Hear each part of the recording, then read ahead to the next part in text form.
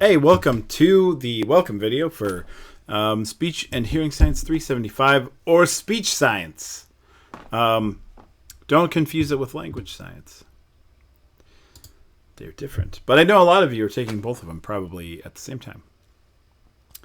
Okay, let's talk about... So if you are taking both of them at the same time, or if you had any class with me last year, last semester, or last year, you know this information, but I was born in Mesa, which is close to Tempe, which is where ASU is. Then I graduated from Hamilton, which is in Chandler, which is also close to Tempe. Then, after that, I went to ASU for all of my degrees, for a Bachelor's of Science, a Master's in Arts, and then I don't know why they call it. It's the Master's that you get on the way to the PhD. Why is it in Arts? And then I got a PhD in Cognitive Science. Cognitive science is, it's listed here as cognitive psychology, but we kind of collectively decided to change the name to cognitive science because cognitive psychology doesn't accurately reflect what we do. Because psychology, I think most people think of psychology as like diagnosing depression and stuff like that, which is not at all what we do in cognitive science. What cognitive science is like a place where biology, physics, statistics, psychology, neuroscience, and computational modeling all come together.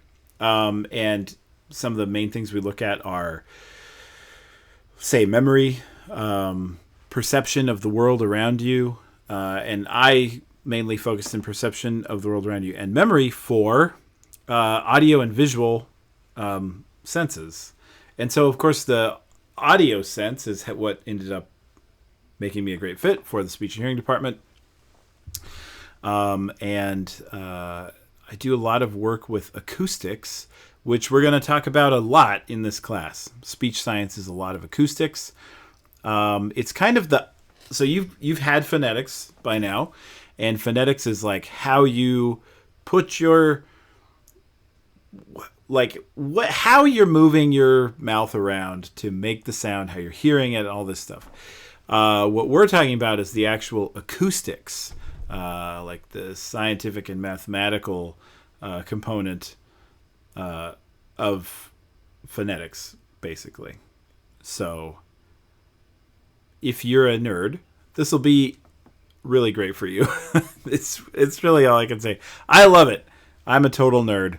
I love the physics and the math of the acoustics. Here's the other thing. It's not going to be hard. They try to make it as easy as possible, so I think you're going to have some fun with it. I think it should also make a lot of sense with some things you learned in 310. Okay, so I'm also a runner. That's this top picture here. This was at a mud run. That's why we're all dirty. It was cool. It was great. A lot of fun. We jumped over fire. I haven't ever said that in any of my other intro videos because I forgot about it until right now. But we jumped over fire, and then also other stuff. I used to be an actor. This is a still from a movie I was in. This is a picture of me working with people from a radio station that I worked for. These are all jobs that I've had, and they kind of all informed my later choice of like focusing on the vision and the audition and the math and science of how we perceive everything. Okay, great. Enough about... I was going to say enough about me. Here's more about me. Here's some of my research. One of the things that I've done is I've looked at phonemes, swear word phonemes, and what we found is that certain phonemes are used more preferentially for swear words than they are for regular words. A and specifically are used far more often in swear words than they are in regular words. And in regular words, there's some phonemes that are used far more often there than in swear words too, E and oo. And those are just basically you see them in certain types of speaking. Parentese uses a lot of E and U. So it seems like there's some fundamentally different things going on with those phonemes at like a sound symbolism level. I've also worked with the Dune Dune and talking drum, or which is also called the talking drum. It's a speech surrogate, which means it can accurately represent speech, very accurately, actually. Like precise little micro timing intervals and frequency intervals that we have in the voice. Well, that Yoruba speakers, it's a language that people who play the Dune Dune speak. Those exact contours of speech match up with the contours of the drum. This is all acoustics research, so it is really similar to some of the things that we're going to be talking about in this class. That was a publication that got a lot of attention, not academically, but kind of like in the popular science press. So that was fun. We did a lot of fun interviews on what we found there. And I also work in tetrachromacy, finding the fourth color code in humans. It's really not. It's cool. It's very cool. This is a story about my work in psychology today, but it doesn't really have anything to do with like speech and hearing science. It actually has nothing to do with speech and hearing science. Let's talk about the class. There aren't 5 exams. It's 4 exams. Sorry about that. There are not 5 exams. There's 4 exams. There are 4 exams, and the lowest one is dropped. That is true. These are broken into multiple choice and hand calculations. Multiple choice is like your typical test. You're going to have to use Respondus Lockdown Browser for that.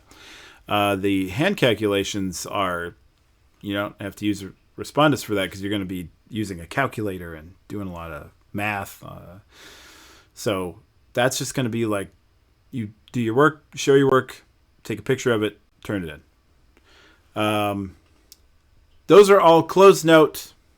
Respondus Lockdown Browser except for the hand calculations. The hand calculations you can do open note. We'll talk about that in a second.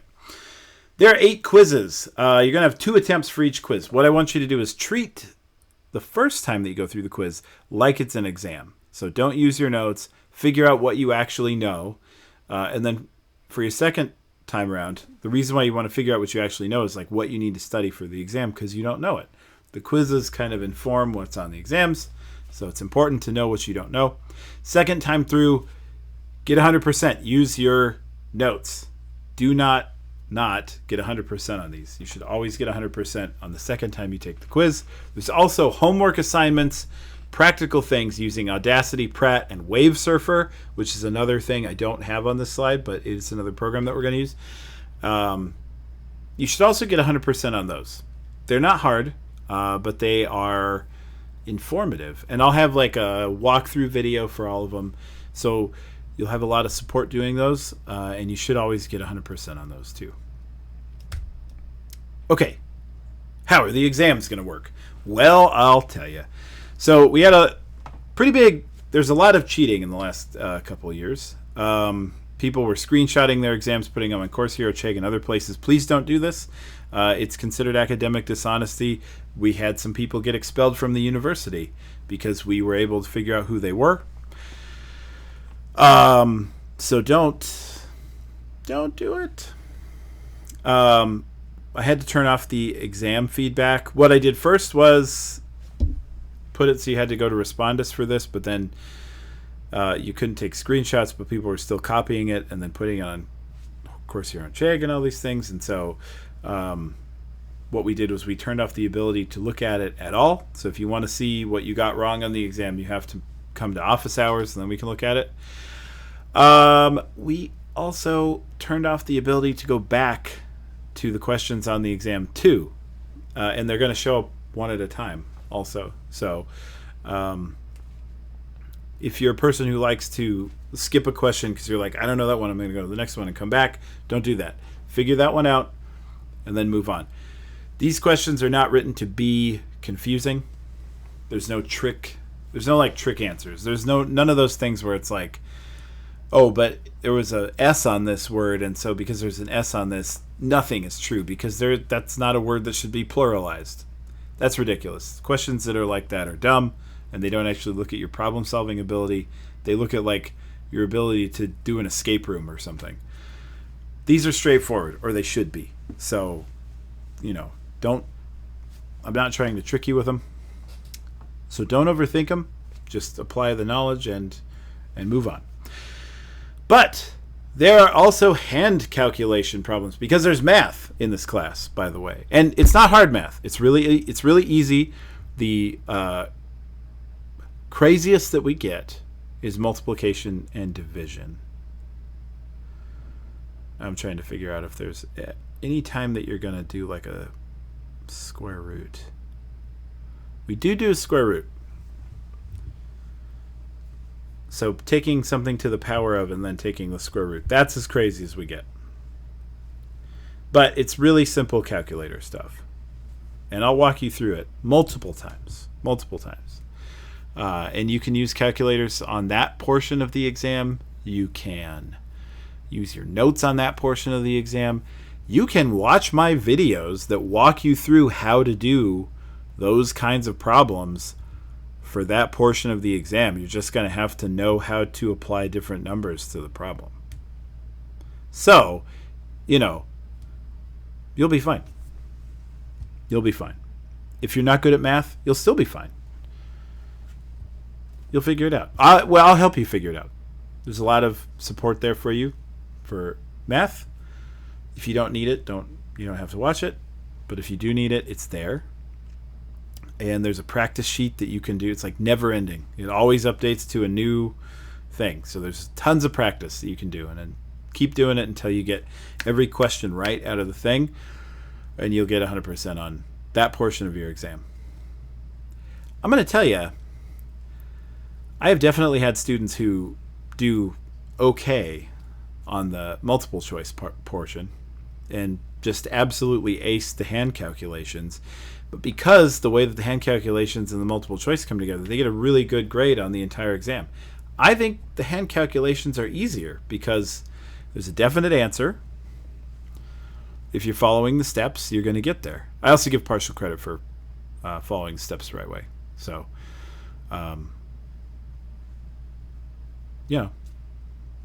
don't worry about it. There is math. Yes, some people have math anxiety. You'll be okay. And there's a lot of opportunities to practice. So you'll be fine. Here's some programs you'll need. This slide, I think, gives me the most anxiety. Why did I put so much crap on one slide? These are programs that you'll need through the course of this class, the course of this course. Praat, or it's actually pronounced Praat because it's Dutch or Belgian or French. I don't know. Something like that. Oh, it's from the Netherlands. I don't know what language they speak. Dutch, right? Yeah, it's Dutch. Yeah. So it's Praat. Anyway, whatever. I'm going to call it Praat throughout the whole class. There's the website. You can go there to get it. You can also just Google search Praat. You'll also need Audacity. These are all free, by the way. You will need Audacity. Audacity is really cool. Praat's really cool too.